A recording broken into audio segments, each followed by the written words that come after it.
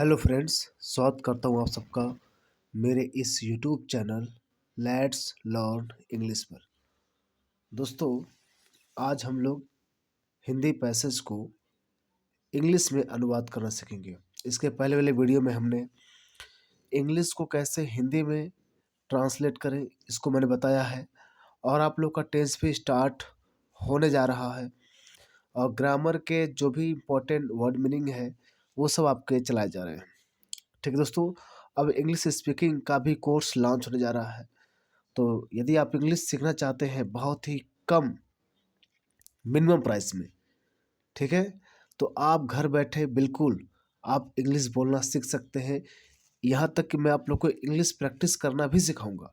कैसे English practice करेंगे, कैसे पढ़ेंगे न्यूज़पेपर, कैसे बातें करेंगे, ये सब मैं करना सिखाऊंगा। तो बिल्कुल यदि आप सीखना चाहते हैं घर बैठे बहुत ही कम पैसे में, तो आप मेरे इस YouTube channel let's learn English से ज़रूर जुड़िए। तो चलिए दोस्तों, हम लोग स्टार्ट करते हैं। एक पैसेज लाया हूँ मैं, अक्सर ये पेपर पूछा गया है इस पैसेज को। तो आइए हम लोग स्टार्ट करते हैं, इसको कैसे अनुवाद करेंगे पूरे ग्रामर के साथ। देखिए क्वेश्चन क्या कहा जा रहा है। ईश्वर चंद्र विद्यासागर एक योग्य अध्यापक थे। तो मतलब ये पास्ट की कहानी है। कैसी कहानी है? एक पास्ट की कहानी है। थे। इसमें कोई क्रिया नहीं है, क्योंकि ईश्वर चंद्र विद्यासागर एक योग्य अध्यापक थे जिसमें कोई क्रिया नहीं कर रहे हैं। तो ये सिंपल पास्ट टेंस का वाक्य है, यानी इसमें वाज और वर का यूज होगा। ठीक है, तो आइए स्टार्ट करते हैं। तो हम क्या कहेंगे? ईश्वर चंद्र विद्यासागर। ठीक है, तो ईश्वर ISH ईश्वर WAR ईश्वर चंद्र विद्यासागर। ठीक है, ईश्वर चंद्र विद्यासागर, ये हमारा सब्जेक्ट हो गया, ईश्वर चंद्र विद्यासागर। ठीक है, एक योग अध्यापक थे। तो भाई ये ईश्वर चंद्र विद्यासागर एक व्यक्ति का नाम है, एक क्या है, एक सिंगल सब्जेक्ट है। तो सिंगल सब्जेक्ट है, सिंगुलर है, तो इसलिए वाज होगा। क्या होगा? वाज। ठीक है, वाज क्या थे? एक योग अध्यापक थे। योग क्या बोलते हैं? एबल। एबल मतलब योग। और ये ए क्या है? एक वावेल है। हो गया। अ का प्रोनाउंसिएशन कर रहा है, मतलब उच्चारण दे रहा है, प्रोनाउंसिएशन कर रहा है। तो इसका मतलब इसके पहले एल लगेगा। Was an able teacher. ठीक है, Ishwar Chandra Vidyasagar was an able teacher. Next देखिए, ये तो पास्ट टेंस में हो गया। कई विद्यार्थी उनके पास पढ़ने आते थे। तो आते थे क्रिया है, आना जाना क्रिया है। आते थे, ता था, ती थी, ते थे, सब किसमें आता है? पास्ट की कोई घटना हो तो उसे पास्ट इन डेफिनेट में यूज करते हैं। किसे? पास्ट इन डेफिनेट में यूज करते हैं। तो बहुत से विद्यार्थी उनके पास पढ़ने आते थे। तो क्या आप कहेंगे? हम थोड़ा मैं ऊपर कर देता हूँ ताकि आप लोग को दिखे, ध्यान दीजिएगा। तो बहुत से विद्यार्थी उनके पास पढ़ने आते थे। कई विद्यार्थी, तो क्या आप बोलेंगे? Many students. क्या विद्यार्थी क्या बोलेंगे? Many students. मेनी स्टूडेंट्स, कई विद्यार्थी आते थे। तो पास्ट टेंस में वर्ब का पास्ट इंफिनिट में वर्ब का कौन सा फॉर्म लगता है? Second form. कम का केम हो जाएगा, केम। आते थे क्या करने के लिए? कहाँ आते थे? उनके पास। हिम, मेरे स्टूडेंट का केम हिम, मेरे स्टूडेंट केम हिम। केम आते थे उनके पास क्या करने के लिए? To study, to study. Many students came him to study. कई विद्यार्थी आते थे क्या करने के लिए? पढ़ने, टू स्टडी। उनके पास आते हैं। Many student came him to study. ठीक है, नेक्स्ट देखिए क्या कहा जा रहा है। एक वृद्ध पुरुष भी उनके पास पढ़ने आया। यानी ये भी किस में है, आया, आया था, ये सब पास्ट टेंस का वाक्य है। पास्ट इंडेफिनिट में, तो पास्ट इंडेफिनिट क्या होता है, वर्ब का सेकंड फॉर्म लगता है अफर्मेटिव सेंटेंस में। तो क्या बोलेंगे, एक वृद्ध आदमी, तो an old man, an old man, ठीक है, आया उनके पास पढ़ने।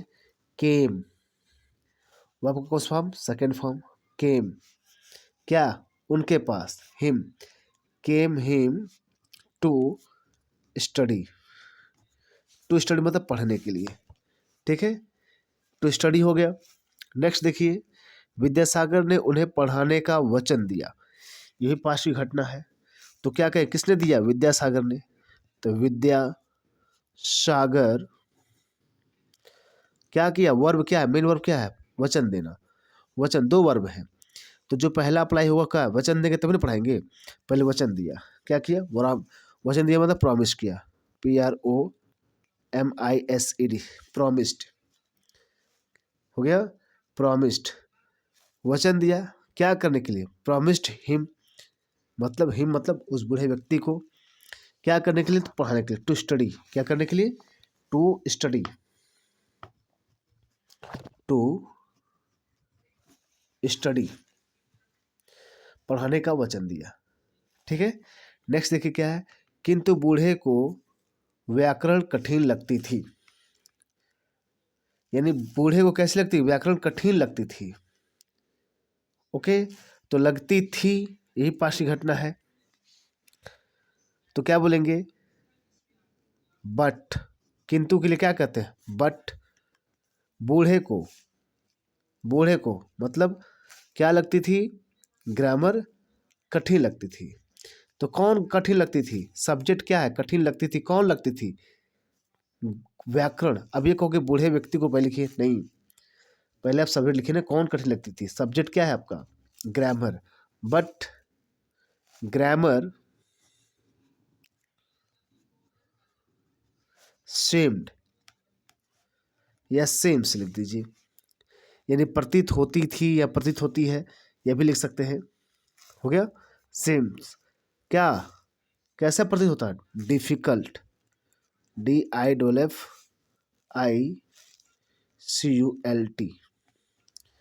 डिफिकल्ट लगती थी, किसको, किसको अच्छी कठिन लगती थी, ओल्ड व्यक्ति को, बूढ़े आदमी, टू ओल्ड मैन, उस वृद्ध व्यक्ति को, सॉरी, उस वृद्ध व्यक्ति को ग्रामर कठिन लगती थी। फिर देखिए, विद्यासागर ने विद्यार्थियों की सुविधा के लिए एक व्याकरण की पुस्तक लिखी। तो भाई कई लोग थे जिसमें जब कठिन लगती थी तो उन्होंने क्या किया कि पुस्तक ही लिख दिया, कि भाई किन्होंने, ईश्वरचंद विद्यासागर ने, तो क्या लिखेंगे, लिखी, यही पास्ट की घटना है, तो विद्यासागर ने, किसने लिखा किताब, सब्जेक्ट क्या है, पुस्तक लिखी, किसने लिखी, विद्यासागर ने, तो क्या कहेंगे, Vidyasagar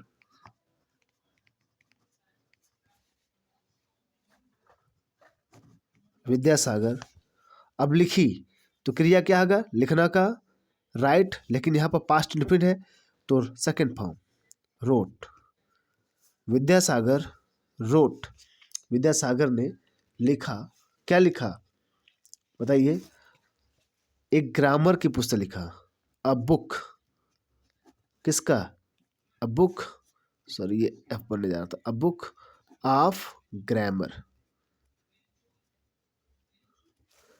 a book of grammar लिखा, ठीक है, किसके लिए, अ बुक ऑफ ग्रामर तो लिखा, लेकिन किसके लिए, विद्यार्थियों की सुविधा के लिए, तो क्या कहेंगे, फॉर फैसिलिटी, फॉर फैसिलिटी, सुविधा के लिए, फैसिलिटी हो गया, ऑफ किसके, स्टूडेंट्स के,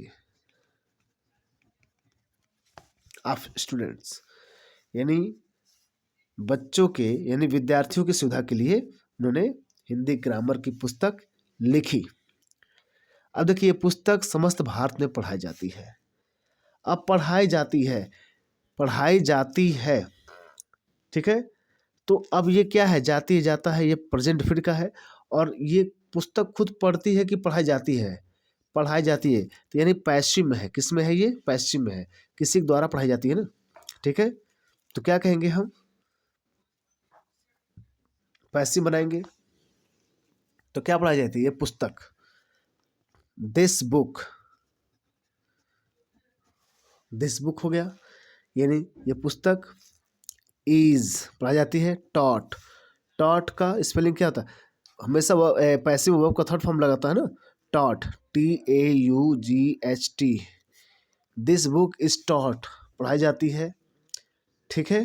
कहाँ? पूरे समस्त भारत में। इन होल इंडिया, क्या बोलेंगे? इन होल, पूरे, WHOL, इन होल इंडिया, पूरे भारत में पढ़ाई जाती है ये पुस्तक, ठीक। कुछ समय बाद उन्हें संस्कृत कॉलेज का प्रधानाचार्य नियुक्त किया गया। यानी कुछ समय बाद, ठीक। यानी कुछ समय बाद, आफ्टर बोलेंगे some time, after some time, कुछ समय बाद हो गया। कुछ समय बाद उन्हें कॉलेज का प्रधानाचार्य नियुक्त किया गया। क्या खुद नियुक्त हुए कि नियुक्त किया गया? नियुक्त किया गया। तो ये क्या है? पैसिव में है। ये किस में है? पैसिव में है। ध्यान दीजिएगा, ऊपर मैं कर रहा हूं, मैं पैसिव में है, क्योंकि वो खुद नहीं नियुक्त, इन्हें नियुक्त किया गया। तो जो दूसरे द्वारा कार्य किया जाएगा वो क्या होगा? पैसिव में होगा। तो आफ्टर सम टाइम, कुछ समय बाद, किन्हें? उन्हीं को। किसको? ईश्वरचंद्र विद्यासागर। इसके लिए क्या होगा? ही। उसके बाद वाज, क्योंकि पास्ट टेंस में है, पैसिव में वाज लगता है। He was appointed, APOINTED, appointed, नियुक्त किया गया। कैसे? एक प्रधानाचार्य के रूप में, as a principal, as a principal. किसके? प्रचार में, संस्कृत कॉलेज का, संस्कृत का, of Sanskrit college, Sanskrit college, Sanskrit college का क्या किया गया? प्रिंसिपल नियुक्त किया गया, ठीक है। फिर नेक्स्ट देखिए क्या कहा जा रहा है, लास्ट लाइन है।